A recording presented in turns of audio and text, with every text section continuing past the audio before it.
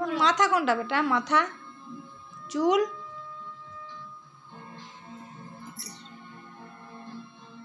কপাল কোনটা? কপাল, চোখ কোনটা? চোখ, নাক কোনটা?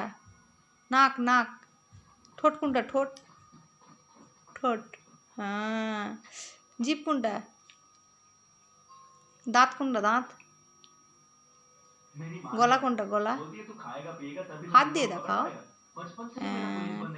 পেট কোনটা তোমার? পেট, পিঠ কোনটা?